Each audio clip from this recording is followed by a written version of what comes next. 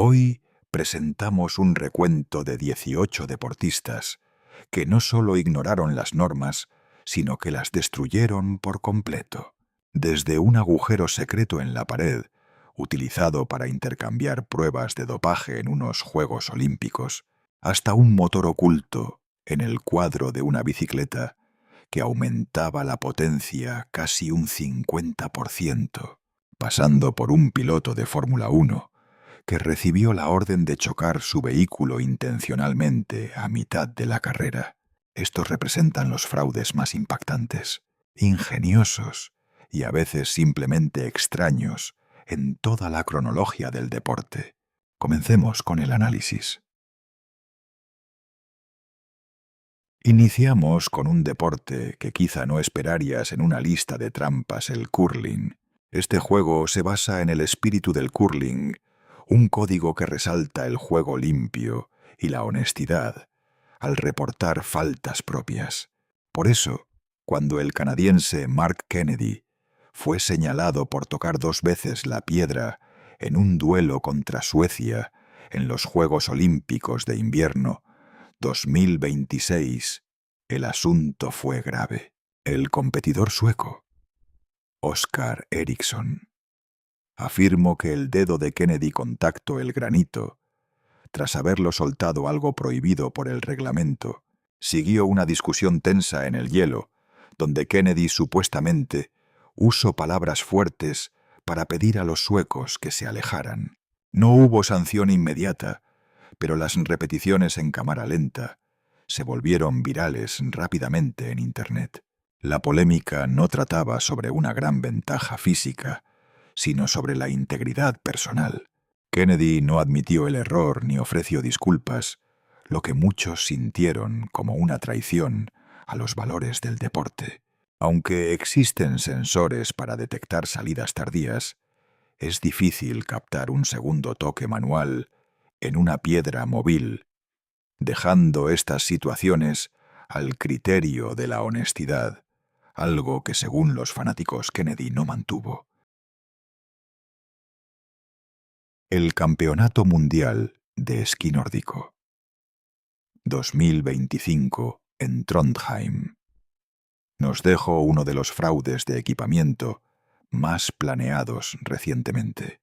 El equipo de Noruega fue descubierto alterando sus trajes de competencia para obtener un beneficio aerodinámico. Después de que los trajes pasaron la revisión oficial, el personal técnico cosió en secreto material rígido extra en la zona de la entrepierna.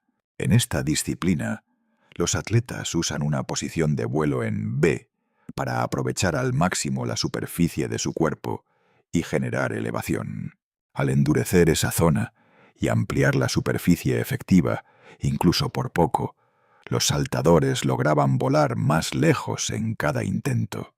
Un video filtrado mostró a los técnicos modificando la ropa justo antes del evento, lo que provocó inspecciones que terminaron en la descalificación del campeón olímpico Marius Lindvik y su compañero Johan Andre Forfang. Los deportistas dijeron ignorar los cambios, pero la federación los hizo responsables por su equipo. 3 directivos, incluyendo al entrenador, admitieron planearlo todo. Recibieron vetos de 18 meses, mientras que los atletas tuvieron suspensiones más breves. El campeón Jens Weisflog lo definió como dopaje con otra aguja, y eso lo resume perfectamente. El siguiente caso no es el típico fraude deportivo, pero definitivamente debe estar aquí. En los Juegos Olímpicos de Invierno 2026, el competidor noruego de biatlón Sturla Holm Laegreit ganó el bronce en la prueba de 20 kilómetros. Muy conmovido y llorando frente a las cámaras, Laegreit confesó públicamente haber engañado a su novia. Relato que llevaban 6 meses de relación, que la traición ocurrió a los 3 meses y que apenas le había dicho la verdad una semana antes de competir. Lo calificó como el mayor error de su vida y sintió la necesidad de admitirlo ante todos, aunque sabía que podría ser un suicidio social. Dijo que ella era el amor de su vida y que a pesar de ganar una medalla olímpica, sentía que ya había perdido algo mucho más valioso. La reacción negativa fue instantánea. Muchos lo acusaron de manipulación emocional y narcisismo, alegando que usó el escenario olímpico para presionar a su expareja y buscar una reconciliación forzada. El momento también opaco, el triunfo de su compañero Johan Olaf Botn, quien dedicó su oro a un amigo fallecido. Su exnovia declaró después que la situación era difícil de perdonar y que ella nunca eligió estar bajo el foco público. Laigreid mostró algo de arrepentimiento más tarde, pero el daño ya estaba hecho. ¿Crees que fue correcto usar las Olimpiadas para confesar un error personal de este tipo? Cuéntame qué opinas. En los Juegos Olímpicos de Invierno 2022, la patinadora rusa de 15 años, Kamila Valieva, se convirtió en una de las noticias más grandes del deporte. Siendo una joven promesa y dueña de récords mundiales, ayudó al Comité Olímpico Ruso a ganar el oro por equipos. Poco después se reveló que había dado positivo por trimetacidina, un medicamento para el corazón prohibido que puede mejorar la resistencia. La entrega de medallas se detuvo mientras se analizaba el caso. El Tribunal de Arbitraje Deportivo le permitió competir en la prueba individual, en parte por su corta edad, donde terminó en cuarto lugar. En enero de 2024, el tribunal determinó que si cometió una falta de dopaje, imponiendo una suspensión de 4 años y anulando sus resultados desde el 25 de diciembre de 2021, incluyendo Beijing, con la posterior reasignación de las medallas. ¿Qué pasaría si romper las reglas se convirtiera en la norma común? En los Juegos Olímpicos de Londres 2012, el nadador sudafricano Cameron van der Burg impuso un récord mundial en los 100 metros braza con un tiempo de 58,46 segundos. No obstante, su marca habría sido mayor si no hubiera incluido varias patadas de delfín adicionales. El reglamento permite solo una patada durante la fase submarina, pero las imágenes mostraron a Van der Burg realizando 3. Él conservó su medalla y luego justificó abiertamente su trampa, diciendo que si no lo haces, te quedas atrás o te pones en desventaja. Afirmo que el 99% de los nadadores hacían patadas ilegales porque los jueces no usaban cámaras bajo el agua. Básicamente, argumento que la falta de vigilancia en el deporte hacía que engañar fuera una necesidad defensiva.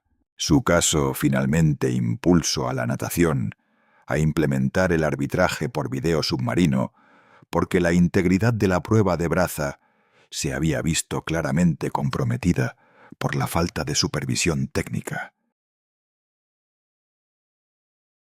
Este escándalo no cuestiona la habilidad atlética de Dong Fangxiao, pero sí le costó una medalla de bronce, tras ayudar al equipo de gimnasia de China a obtener el tercer lugar en los Juegos Olímpicos de Sydney 2000.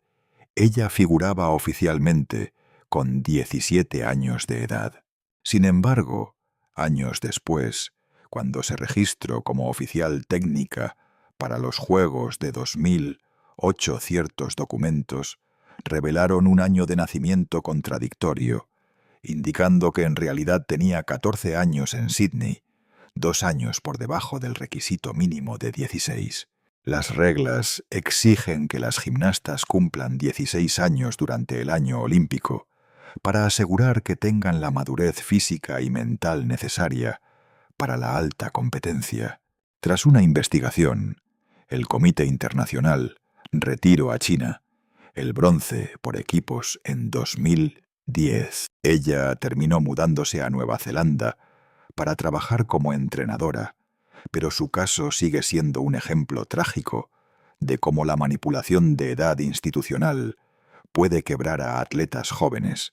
Los seguidores han criticado desde entonces los sistemas que presionan a menores de edad a participar en torneos para los que no están listos. Una cosa es que un deportista individual haga trampa, pero que todo un país patrocine el engaño es algo totalmente distinto. Tras los Juegos Olímpicos de Invierno de Sochi, 2014 se expuso un programa de dopaje estatal ruso como uno de los más complejos en la historia del deporte, dirigida por el doctor Grigori Rodchenkov y con la participación del servicio secreto. La operación utilizaba un agujero de ratón oculto en el laboratorio de Sochi para intercambiar muestras de orina contaminadas por otras limpias recogidas previamente. Los agentes hallaron la forma de burlar los frascos de vidrio de seguridad, permitiendo desenroscar las tapas numeradas sin dejar rastro físico de que hubieran sido abiertos, pero el plan era aún más elaborado. Rodchenkov también creó el cóctel de la duquesa, una mezcla de esteroides disueltos en alcohol, administrados de forma que se reducía el riesgo de detección. La agencia antidopaje informó después que más de 1000 atletas rusos estuvieron involucrados o se beneficiaron. Como resultado, Rusia enfrentó sanciones severas, incluyendo restricciones olímpicas, estatus de participación neutral para sus atletas y la prohibición de organizar eventos importantes. La magnitud de este escándalo de trampa fue tan grande que la televisión en vivo fue solo una de las formas en que atraparon al equipo de las grandes ligas. Durante su temporada de campeonato, en 2017, los Houston Astros operaron un sistema ilegal de robo de señales electrónicas.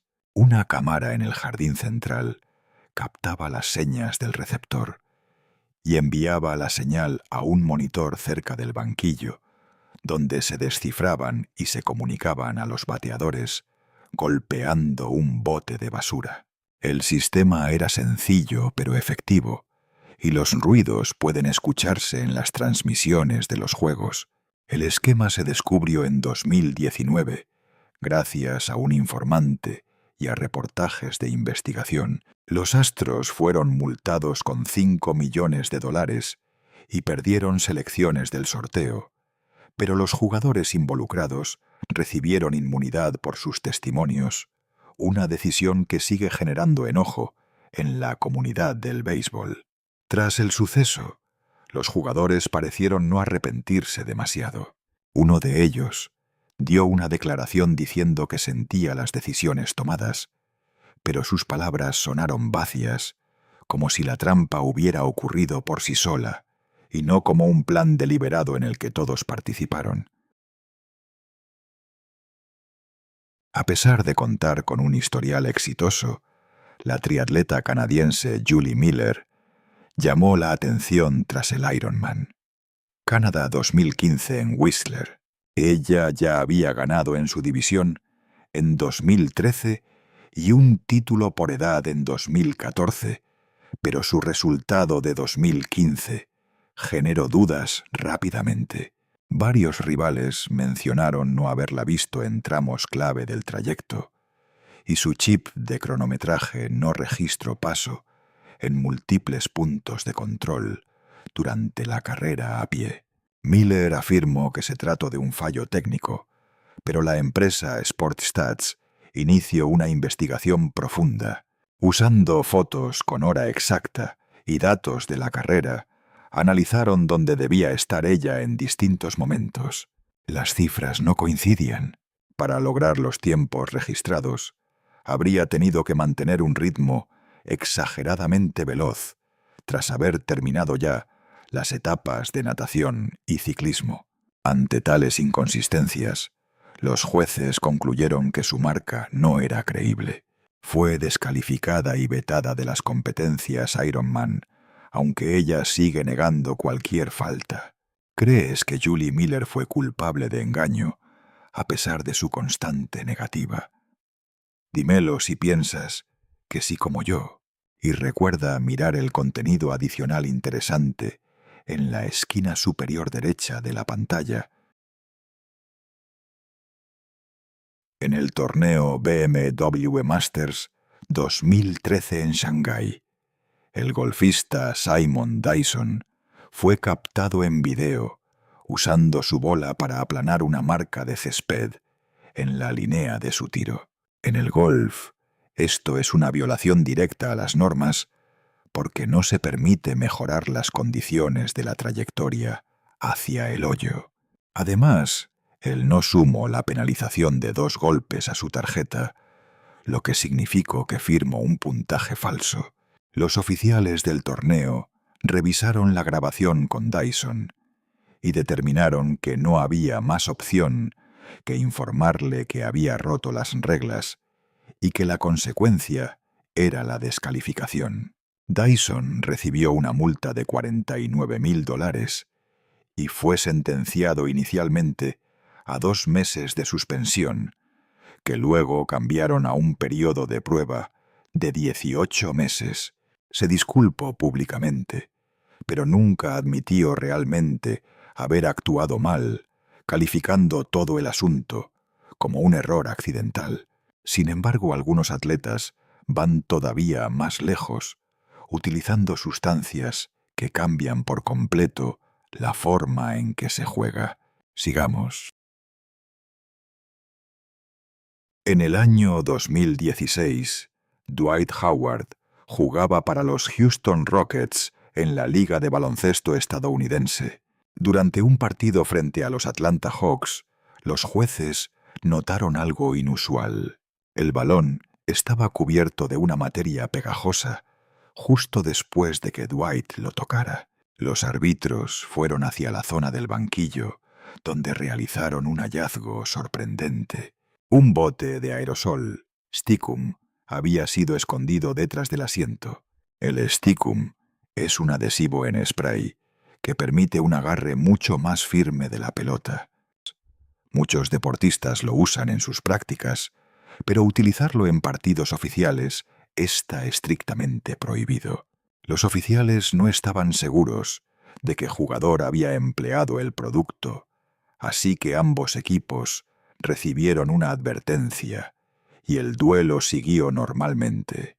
No obstante, tras el encuentro, Dwight Howard confirmó al diario Houston Chronicle que él era el responsable. Incluso confesó que había usado Stickum en cada uno de los partidos que había disputado. Pese a esta admisión abierta de haber roto las normas, repetidamente nunca fue suspendido ni recibió multas. La liga simplemente envió una circular aclarando que sustancias no estaban permitidas. Dicen que los tramposos nunca ganan, pero en el caso de Dwight Howard parece que sí lo hacen, y aunque eso suene extraño, el siguiente método de engaño parece sacado directamente de una película de ciencia ficción. Femke van den Driesche era una ciclista belga campeona en su categoría, pero en 2016 su trayectoria se derrumbó tras uno de los métodos de trampa más ingeniosos jamás detectados en el deporte profesional. Ella participaba en el Campeonato Mundial de Ciclocross cuando se detuvo de pronto, alegando que tenía un fallo en su bicicleta. Sin embargo, cuando los comisarios se acercaron, notaron cables que salían del sillín de su bici. Esos cables conectaban con un pequeño motor oculto dentro del cuadro. Este fue el primer caso comprobado de dopaje mecánico en una competición de ciclismo importante. El aparato era un motor de 200 vatios alimentado por una batería escondida en el poste del asiento. Para entenderlo mejor, un ciclista profesional suele generar entre 400 y 450 vatios en esfuerzos de gran intensidad. Un impulso de 200 vatios representa un aumento porcentual masivo en la potencia, permitiendo que alguien compita a un nivel muy superior a su capacidad real. El motor se activaba mediante un botón con tecnología Bluetooth en el manubrio, así que la corredora podía usar la fuerza extra solo en subidas o aceleraciones clave. Femke afirmó después que la bicicleta era de un amigo y que no sabía nada del motor interno. Como era de esperar, nadie le creyó. Fue expulsada del deporte por 6 años. Recibió una multa de $20.000 y le quitaron todos sus títulos previos. Pero las ventajas mecánicas no son nada comparadas con lo que ocurrió en el próximo relato. En el año 2008, el boxeador Antonio Margarito se enfrentó al puertorriqueño Miguel Cotto por el Campeonato Mundial de Peso Welter. En aquel combate, Antonio destruyó por completo a Miguel, obteniendo el título con lo que parecía ser una actuación increíble. No obstante, un año después, la oscura realidad sobre ese encuentro salió finalmente a la luz pública. El preparador de Antonio, llamado Javier Capetillo, había colocado una sustancia similar al yeso dentro de los vendajes de las manos de Antonio antes de la pelea. Conforme las vendas se secaban y endurecían, básicamente convertían sus puños en armas mucho más peligrosas que cualquier mano protegida por un guante normal. Cada golpe que lanzaba Antonio llevaba una fuerza mucho mayor y causaba bastante más daño del que debería. Esto es algo que pone en riesgo la vida de forma real. Cuando se descubrió el fraude, el mundo del boxeo quedó impactado. Antonio fue suspendido por un periodo de 1 año, mientras que su entrenador, Javier Capetillo, recibió una expulsión de por vida. Y si piensas que eso fue un extremo, el siguiente escándalo involucró un ataque físico directo contra una atleta rival. En 1994 se vivió uno de los incidentes más vergonzosos del deporte, cuando la patinadora Nancy Kerrigan fue agredida poco antes del campeonato estadounidense. Tras ser golpeada en el muslo con una vara de metal, su reacción ante las cámaras se volvió uno de los momentos más repetidos en la televisión. La lesión la obligó a retirarse del torneo, permitiendo que su competidora Tonya Harding ganara el título nacional. Los investigadores revelaron más tarde que el plan fue organizado por el exmarido de Harding, Jeff Gillooly, y su guardaespaldas, Sean Eckhart, quienes contrataron a un atacante para lastimar a Kerrigan. Harding negó saber del plan de antemano, pero después se declaró culpable de encubrimiento. Ella recibió libertad condicional, una multa de $160.000 y un veto de por vida del patinaje artístico. Kerrigan se recuperó y logró ganar la medalla de plata en los Juegos Olímpicos de Invierno de 1994. Décadas después, el suceso sigue siendo uno de los ejemplos más impactantes de sabotaje, resaltando que tan lejos pueden llegar las personas al buscar el triunfo. Durante la Vuelta a España de 2015, Vincenzo Nibali sufrió una caída al inicio de una etapa y más tarde fue captado por las cámaras sujetándose del coche de su equipo para recuperar su lugar. Aunque un contacto breve con los vehículos de apoyo puede ocurrir en situaciones muy limitadas, usar un automóvil para obtener una ventaja competitiva va en contra de las normas. Las imágenes mostraron a Nibali siendo impulsado hacia adelante durante varios segundos, y los jueces de la carrera lo descalificaron del evento. Es uno de esos instantes donde la trampa es tan evidente y está tan mal oculta que casi se tiene que admirar la audacia del acto. En el Gran Premio de Singapur de 2008, la Fórmula 1 fue sacudida por lo que se convertiría en uno de los mayores escándalos de su cronología. En la vuelta 14, el piloto de Renault Nelson Piquet Jr. chocó su auto contra el muro, provocando la salida del coche de seguridad. En ese momento, parecía ser un incidente común de carrera. Sin embargo, el tiempo exacto del choque resultó ser clave, ya que otorgó una gran ventaja estratégica a su compañero Fernando Alonso, quien había realizado una parada en boxes inusualmente temprana y terminaría ganando la competencia. Un año después surgió la verdad. Piquet reveló que el choque no había sido un accidente en absoluto, sino un acto deliberado realizado bajo las órdenes del equipo. Según su testimonio, la directiva de Renault le instruyó chocar en un punto específico de la pista para forzar la salida del coche de seguridad y manipular el resultado final del Gran Premio. La Federación Internacional inició una investigación y confirmó la conspiración. Renault fue hallado culpable de amañar la carrera y recibió una sanción de 2 años de suspensión. El director del equipo, Flavio Briatore, fue vetado de forma indefinida de eventos oficiales, aunque esto fue revocado más tarde en los tribunales. Piquet Jr. recibió inmunidad a cambio de su cooperación. El incidente, conocido ahora como Crashgate, sigue siendo uno de los momentos más polémicos en la historia de la Fórmula 1. Pero no cada relato sobre supuestas trampas es tan evidente como parece.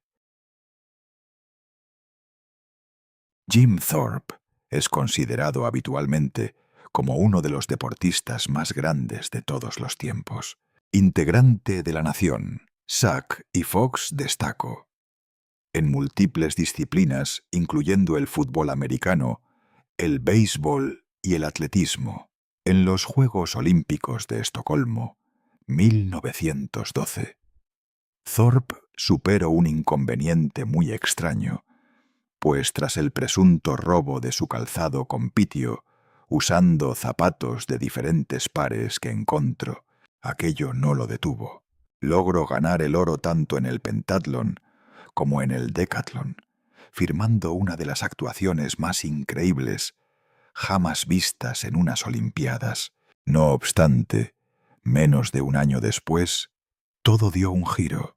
En 1913 se descubrió que Thorpe había recibido anteriormente pequeños pagos por jugar béisbol semiprofesional. En aquella época, eso rompía las estrictas normas de amateurismo de los Juegos. El Comité Internacional le quitó ambas medallas doradas, una decisión que generó polémica durante décadas. En 1982, casi 70 años después de su fallecimiento, el organismo devolvió las medallas a Thorpe, pero solo parcialmente, nombrándolo cocampeón en lugar de único ganador. Fue hasta el año 2022, tras nuevos esfuerzos de su familia y seguidores, que finalmente se reconoció a Jim Thorpe como el único medallista de oro en ambas pruebas. Más de un siglo después, su legado fue restaurado por completo. Y para finalizar, terminamos con uno de los intentos de engaño más extraños y casi increíbles de los que se tenga registro. En los Juegos Olímpicos de Los Ángeles, 1984, la atleta de Puerto Rico, Madeline de Jesús, enfrentó un problema devastador. Tras participar en el salto de longitud sufrió una lesión en el tendón de la corva que le impidió correr en el relevo de 4x400 metros, una prueba donde su equipo dependía de ella. En lugar de retirarse, tomó una decisión asombrosa. Su hermana gemela idéntica a Margaret, quien estaba en los juegos como espectadora, ocuparía su lugar. Margaret se puso el uniforme de Madeline y corrió el segundo tramo del relevo durante las eliminatorias. El equipo lo hizo lo suficientemente bien para pasar a la final, y por un breve instante el cambio pasó desapercibido, pero no por mucho tiempo. El engaño se descubrió pronto, y una vez que los oficiales se enteraron de lo ocurrido, el equipo de Puerto Rico fue retirado de la gran final. Siguió una investigación. Ambas hermanas fueron vetadas de las competencias por el Comité Olímpico de su país, y el entrenador del relevo recibió una suspensión de por vida por su papel en el incidente. Sigue siendo uno de los intentos de trampa más inusuales y audaces en la historia olímpica, uno que por un corto tiempo casi funciona. Y aquí lo tienen, 18 atletas y organizaciones atrapados haciendo trampa de formas que van desde lo tecnológicamente sofisticado hasta lo totalmente bizarro. Estos relatos también nos demuestran que el engaño rara vez rinde frutos a largo plazo.